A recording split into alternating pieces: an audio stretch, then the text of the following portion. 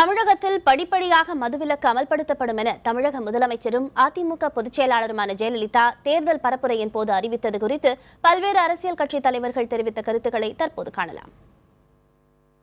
மக்களை ஏமாற்றுகிற வகையில் அந்த அறிவிப்பை வெளியிட்டிருக்கிறார். அதுதான் என்னுடைய கருத்து. நான் அவங்க பேச்சை பற்றி விவாதிக்கிறதுக்காக நான் என்னுடைய நேரத்தை எடுத்து விரும்புகிறேன். கடந்த மாதம் சட்டமன்றத்திலே மதுவிலக்கு சாத்தியமே இல்லை என்று சொன்ன ஜெயலலிதாவும் அவர்கள் அமைச்சர்களும் இப்பொழுது பயந்து விட்டார்கள். தேர்தல் பயம் வந்துவிட்டது. பெண்கள் எல்லாம் இன்று மிக கோபத்தில் இருக்கின்றார்கள்.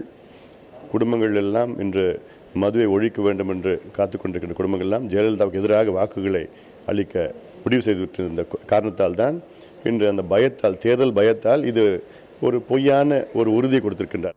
அதிமுக மதுவிலக்கை பற்றி பேசக்கூடிய அளவுக்கு முன்வந்திருப்பது ஒரு வகையில் மகிழ்ச்சி அளிக்கிறது, வரவேற்கிறோம். மதுவிலக்கை பற்றி பேசாமல் மக்களை சந்திக்க முடியாது என்கிற நெருக்கடிக்கு முதல்வர் ஆளாகி இருக்கிறார். இந்த பேச்சு அதைத்தான் உணர்த்துகிறது. படிப்படியாகத்தான் மதுவிலக்கை நடைமுறைப்படுத்த முடியும் என்று கூறுவது ஏற்புடையதல்ல. தேர்தல் மே மாதம் நடக்க இருக்கிறது.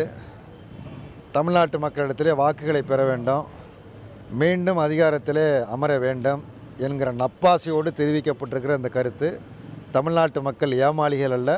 ஜெயலலிதாவை வீட்டுக்கு அனுப்புவார்கள்.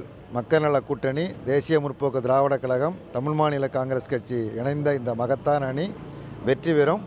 பூரண மதுவிலக்கை அமுல்படுத்தும். எங்களுடைய வேண்டுகோளே படிப்படியாக மதுவிலக்கை அமுல்படுத்த வேண்டும் என்று தான் நாங்கள் கேட்டோம். இன்றைக்கு இந்த அரசு அறிவித்திருக்கிறது.